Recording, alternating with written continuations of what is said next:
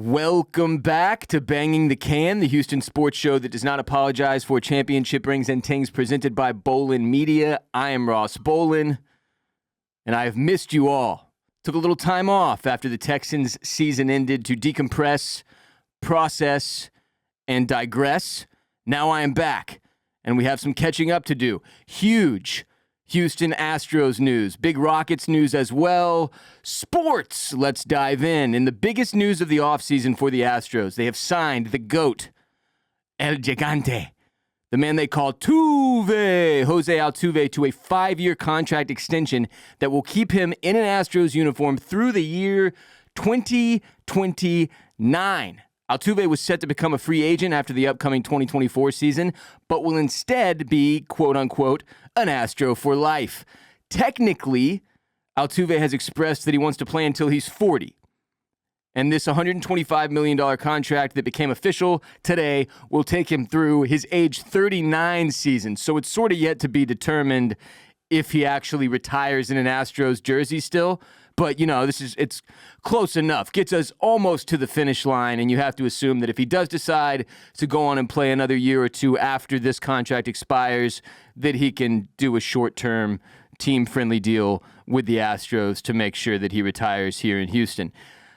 By the end of this deal, Jose Altuve will become the first second baseman in history to reach $300 million in career earnings, which is obviously an impressive feat. The contract will pay Altuve $30 million a year from 2025 to 2027, $25 million in 2028, and $10 million in 2029. It has been described as a team-friendly deal because it's front-loaded.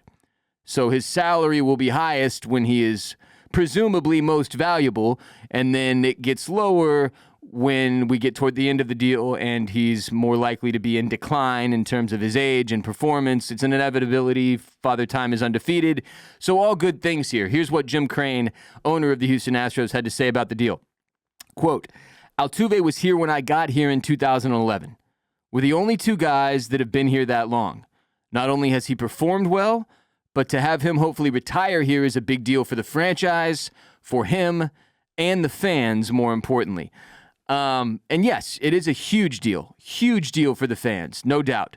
Very important to us that Jose Altuve is not someone we ever have to see in another team's jersey. That would be extremely painful, and it's different with Altuve than it is for guys like Correa, whether you want to admit that to yourself or not. Altuve is the beating heart of the franchise and has been through the rebuild all the way to now. The whole dynasty run, he is that dude. He is the guy that when he's on, the team is firing on all cylinders and we have a chance to beat anybody. Big deal for Jose because he and his family, and they wanted to stay in Houston. He was not looking to go anywhere else. He didn't want to test the market, which is not something that you have happen often in professional sports anymore in this day and age. And I'm always on the fence with this because it's like I don't blame players who want to go and get paid, who want to get max value, who want to make sure that they're bringing in as many millions of dollars as possible over the course of their career. But it is nice when you get a guy like Altuve who, as he puts it, just feels fortunate to be playing a game, thinks he's overpaid anyway, and doesn't go out and try to get max dollars. And he cares about being an Astro and in an Astros uniform, and that's special in this day and age, and it's something to appreciate about him. It's also not something you can expect. So for everybody who's looking at the Altuve signing and saying like, well, let's get Bregman on a team-friendly deal or whatever, like it's not likely that the same thing happens. More on that in a little bit. But Altuve is the Astros franchise leader in batting average at .307, doubles with 400, runs with 1,062, and stolen bases with 293. He is third in hits with 2,047 and fifth in home runs with 209. He's also second all-time in postseason home runs with 27 and third all-time in postseason hits with 117. Inarguably impressive career from this guy. Future Hall of Famer in my mind, no doubt. Obviously, the 2017 scandal will be part of the conversation when the time comes for Hall of Fame voting with Jose Altuve, and we'll see how that gets handled.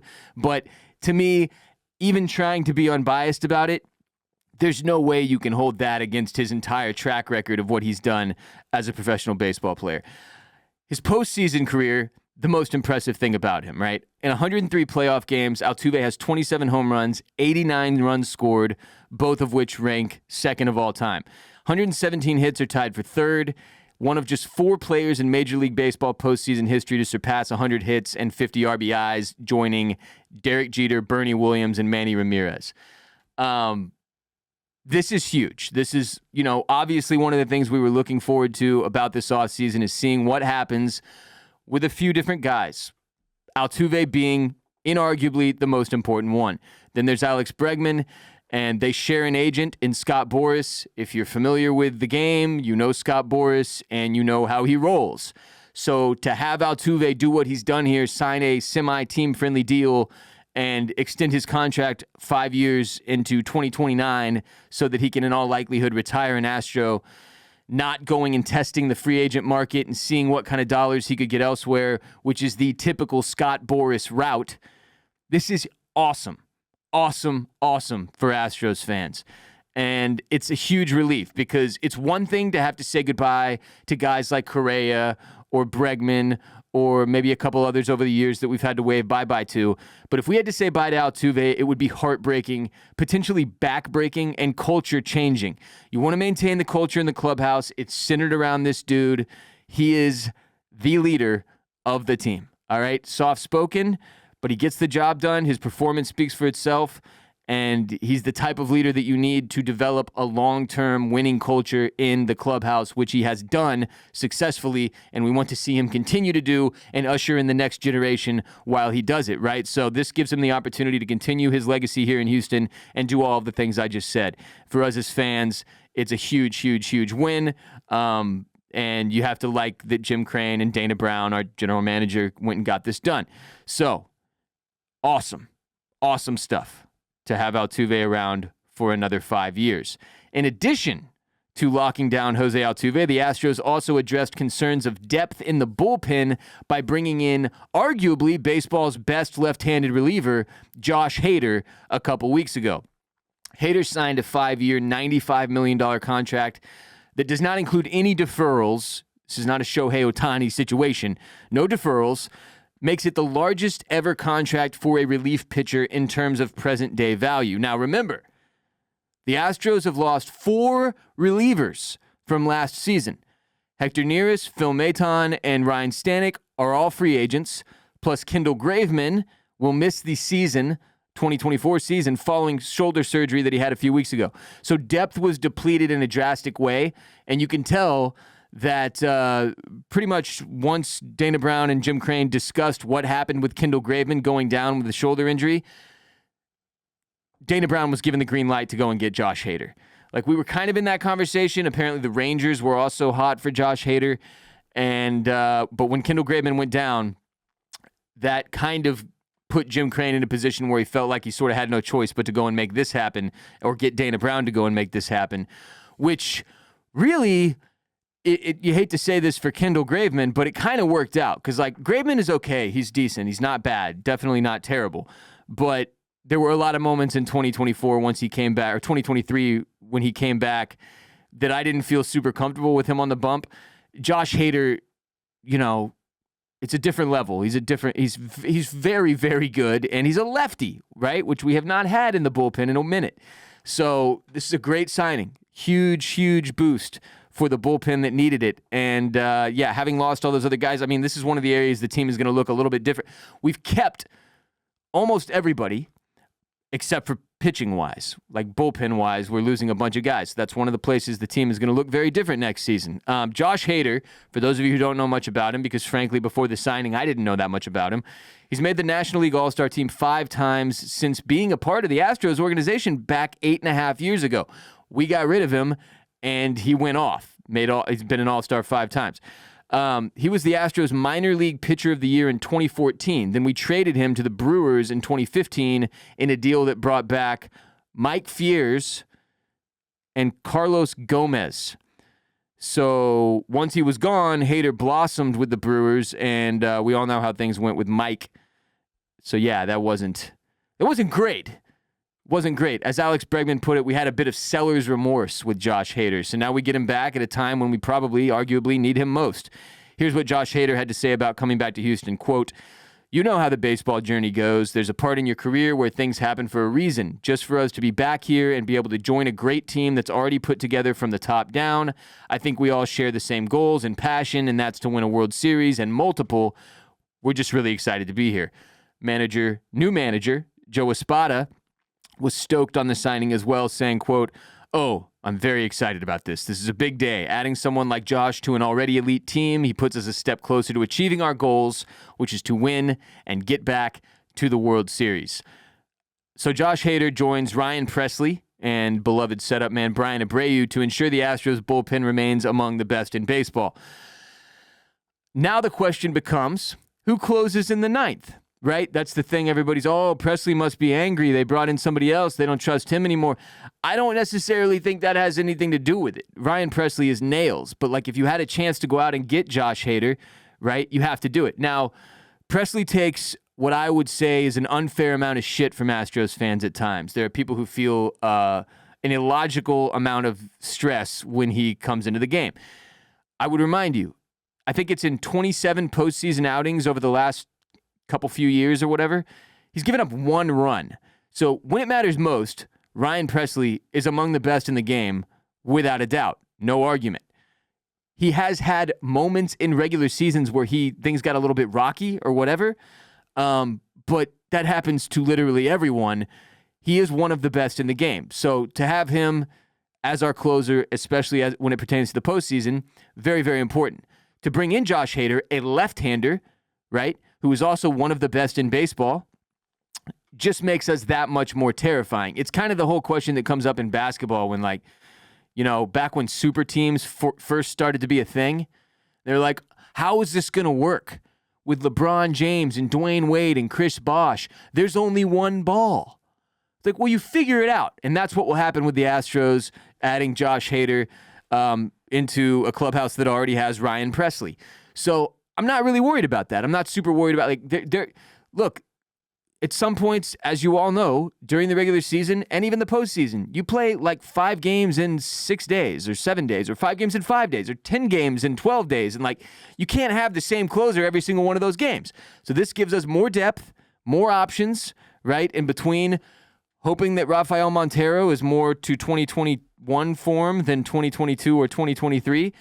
And having Bryan Abreu there as a setup man as well, we are terrifying in the bullpen. This is a very scary bullpen. Essentially, most of the time, if we can get to the 7th inning with a lead, the game is likely over because these dudes are not going to give up a whole bunch of runs. This is a very, very stout, very, very elite bullpen that you have to love if you're an Astros fan. And it's like one of those things where if you're looking at a team and you want to make that team a World Series contender, with some exceptions, like last year's Rangers were weird. Their bullpen was not reliable. It was the thing that if you got to their bullpen, you had a chance against them, but their offense was so high-powered that it almost didn't matter that their bullpen was a little bit lacking.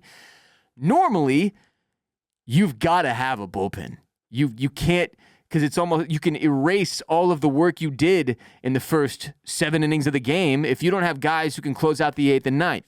And that's not a problem that we are going to have. You know, barring injury, fingers crossed, knock on wood, we are in a great spot with our bullpen.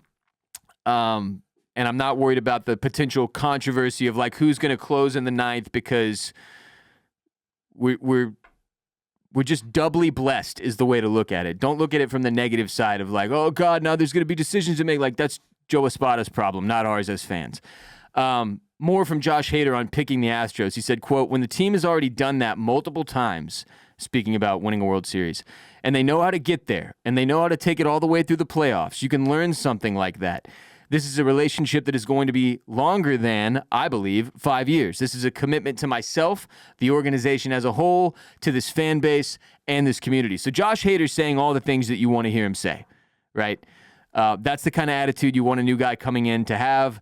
It speaks volumes to the reputation that this organization has established over this 7-year run since 2017 as winners, as real championship contenders, and as a dynasty. And Josh Hader wanted to be a part of that. He obviously had options in terms of where he could go. I think it ended up ironically helping that he has some familiarity with the organization because he was here before he was traded. And so look, there's still some questions to be answered in terms of what's going to happen with a couple other key pieces like Kyle Tucker and Alex Bregman during this Astros offseason, if anything at all. We had Mauricio Dubon win his arbitration case against the Astros. He was the only remaining player in arbitration. I think he gets paid $3 million or a little bit over that next season, which, frankly, huge for Mauricio Dubon. He deserves it. He is the utility guy, and like you could argue, he was the glue guy in 2023 that held this team together when we were dealing with injuries. He did almost more than anyone else on the team in the 2023 season. So I'm happy for Mauricio Dubon. But the point is, while things are good, this is great news. Altuve, Hader, wonderful. Still work to be done for Dana Brown. More on that in a second. Today's episode is brought to you by Factor. And if you're like me, then you're either too busy, too tired, or too ineffective in the kitchen to worry about what's for dinner when you're just trying to relax at the end of the day and enjoy the sports ball on TV. That's where Factor comes in and takes care of everything. I just go to the fridge, I pick a Factor, toss it in the microwave for 2 minutes, and bam! I'm eating like a king on the couch. And it's cheaper, better, and better for you than takeout. Factor's delicious, ready-to-eat meals make eating better every day easy. Wherever tomorrow takes you, be ready with pre-prepared, chef-crafted, and dietitian-approved meals delivered right to your door. You'll have over 35 different options a week to choose from, including keto, calorie smart, vegan plus veggie, and more. And there's even more to enjoy with over 55 nutrition-packed add-ons that help make your weekly meal planning even more delicious. What are you waiting for? Get started today and have a feel-good week of meals ready to go. Factor is flexible for your schedule. Get as much or as little as you need by choosing 6 to 18 meals per week. Plus, you can pause or reschedule your deliveries anytime. No prep, no mess. Factor meals are 100% ready to heat and eat, so there's no prepping, cooking, or cleanup needed. I relied heavily on Factor to get me through 2023, and I'm continuing to rely on them in 2024. Having 2 kids under 5 at home, having a newborn last year, didn't have a lot of time to cook, didn't have a lot of time for my wife to cook either, so we relied on Factor, and Factor was phenomenal. I've tried a lot of these different pre-prepared meal services over the years. Factor is far and away the best and my favorite. Head to factormeals.com/BTC50. Use code BTC50 to get 50% off your first box and 2 free wellness shots per box while your subscription is active. That's code BTC50 at factormeals.com/BTC50 to get 50% off your first box and 2 free wellness shots per box while your subscription is active. That's FACTOR, factormeals.com/BTC50, code BTC50. So, with Altuve signed, the Astros now figure to turn their attention to, obviously, Alex Bregman at third base, who becomes a free agent after this upcoming 2024 season as well. The odds that Bregman and the Astros reach an extension, to me, seem low. The odds that he tests the free agent market with agent Scott Boras, to me, seem high. In other Alex Bregman news, I don't know if you saw this, he rebranded or sold his salsa company, Bregman, to some other company, and it has like a totally different name, like Del Sol now or something, which just blew my mind, because I was like, isn't the whole point that it's Bregman branded? I don't know. Hopefully he caught a come up there and got himself a bag, but I was really confused by that. Anyway, back to the baseball side of things. Look, Bregman strikes me more as the type of guy who's going to go the Carlos Correa route and try to lock in a 10-year deal or 8-year deal for, several $100 million. And again, like I said earlier, it's tough to judge players for going that route. You hope your favorite guys will go the Jose Altuve route, but you also cannot judge them if they go the other way and try to build generational wealth for another few generations of their family. And it's their own personal decision, and the way they look at their outlook at life and also on wealth, I think comes into play and plays a big factor in which route makes more sense for them. I'm just guessing here. Like, I don't know Alex Bregman personally. All I know is what I see in interviews and having watched him for years and years very, very closely, I can only try to judge based on the information that I have. And I don't think it is likely that he is going to be willing to forfeit potentially, $100 $100 million plus to stick with the Astros. I think he wants that long-term deal, and I think he's going to go get it elsewhere. He will be extremely difficult to replace at third base. That becomes the question if you're the Astros, or the problem if you're the Astros and you're going to let him walk, or you're willing to let him walk. You got to now go find yourself a third baseman. And it's, in terms of the glove, I would argue there aren't any that are better than him. Right? There might be statistically a few better defensive third basemen, but like the eyeball test, he's among the best. Alex Bregman is incredible at third base. If you watch the Astros, you know. He doesn't miss much. Hell of an arm, great angle to the ball, great glove, makes some incredible plays every single season and postseason that make you go, wow, that's not the direction you want to hit it if you're batting. Bregman is awesome. Everybody loves Bregman. I'm a huge fan. I think he's awesome. I think he's a great leader. I think he has a great attitude. He's had some dips over the past few years where you're like, what happened to the old Breggy? Which I used to call cocky Bregs. But he's shown back up at different points. And in 2024, he was rock fucking solid, and he was solid in the playoffs as well. He wasn't like your breakout star at any point, but he was solid. Okay, so I don't know what the fuck with Jim Crane, his pocketbook, people bitch. He doesn't spend enough. I don't really know. I mean, I don't complain about a dude who's delivered 2 World Series championships and 7 straight ALCS appearances. That's not I'm not going to live in that headspace. That just doesn't make sense to me. I do understand people wanting to make sure Bregman, or to attempt to get Bregman to stay. I understand. I just don't think it's going to happen. So I've started the process of making peace with the fact that we'll probably have to see Bregman in another uniform after next season. So this could be his last season with the team. Now, I hope that's not the case. I don't really want to see us have to go find another third baseman and plug a giant hole in terms of leadership, continuity, and defensive skills. Like I don't want that. So I'm hoping Bregman and maybe Scott Boras figure it out with Dana Brown, but I don't see it happening. So, because when you're looking at him and you're looking at also Kyle Tucker and Framber Valdez, who are both extension candidates as well, both 2 years away from free agency, my assumption is that it is more likely that Dana Brown and Jim Crane invest in those guys, right? Framber last season, we don't have to talk about that. I don't want to go to negative town, but assuming that they think Framber gets back to a place where he is worthy of one of those ace starting rotation positions, I think they would focus on Kyle Tucker and Framber Valdez before they focused on Alex Bregman.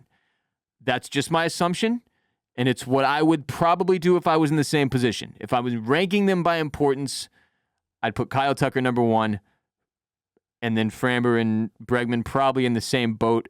But there are arguments to be made about Bregman, how deep he is into his career, his age, etc., that maybe he's not as worth the long-term commitment and investment that maybe a Framber Valdez is. So that's the rest of the decisions, the most important decisions to be made by the Astros, because as you know, we have Yordan Alvarez locked in for a while. Now we've got Altuve locked in.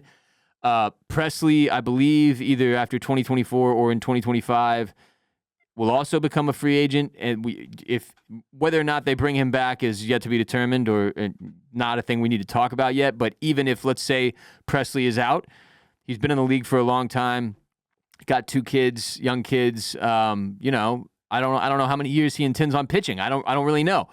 But we have Josh Hader locked up through 2029 as well, so we're not terribly worried about the bullpen at this point. All of the key pieces are there, is what I'm saying. And now I think for us as fans, we can kind of shift our focus, now that a couple of the most important things of the offseason have been done, to 2024, and hoping that we have great things in store. It continues to be a great time to be an Astros fan, and we just don't have much to complain about. We just don't. Last year was disappointing and frustrating for a number of reasons, but I'm very, very excited to see what 2024 brings.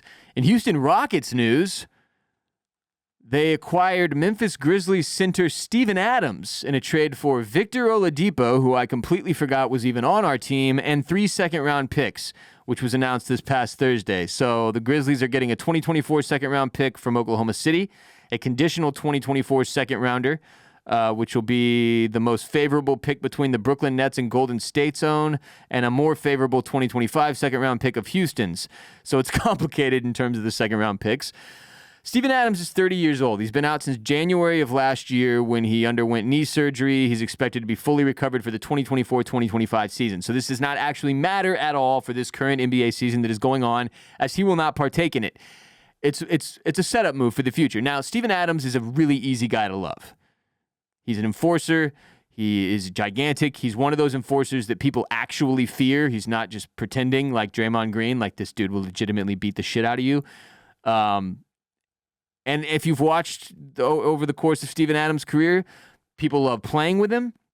He's an incredible role player. He does his part. Solid defensive stopper underneath the basket. And I like the move. It's still a little confusing because that's 3 second-round picks is kind of a lot for a dude that you don't know what he's going to look like when he comes back from knee surgery.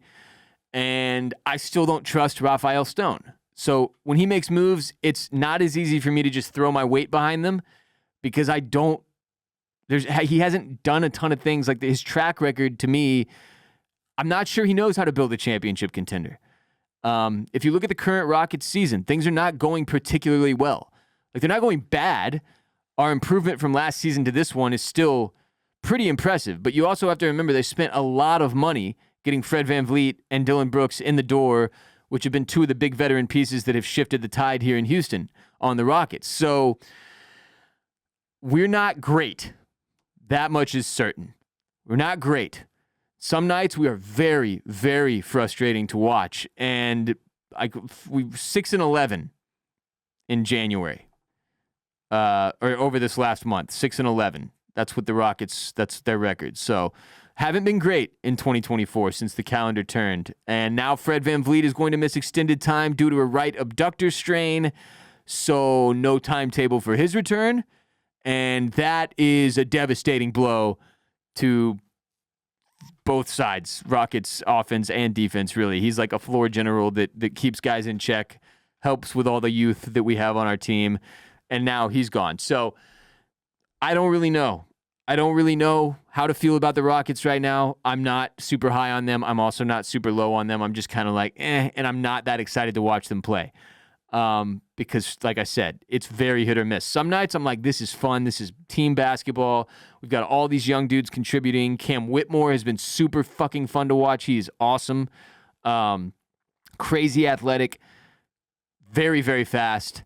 And he went on a run at one point. He scored like 12 points in 2 minutes or something with a couple of big-time dunks. He's got highlight. What I'm saying is Cam Whitmore has some of the pieces that you look for in a future superstar. So it's going to be exciting to see him develop and see if he can take things to the next level. Jalen Green continues to be very up and down, where I'm just like, I don't really know what we have in this guy. Trade rumors around him continue to heat up. Alperen Sengun has kind of had a down month so far in 2024.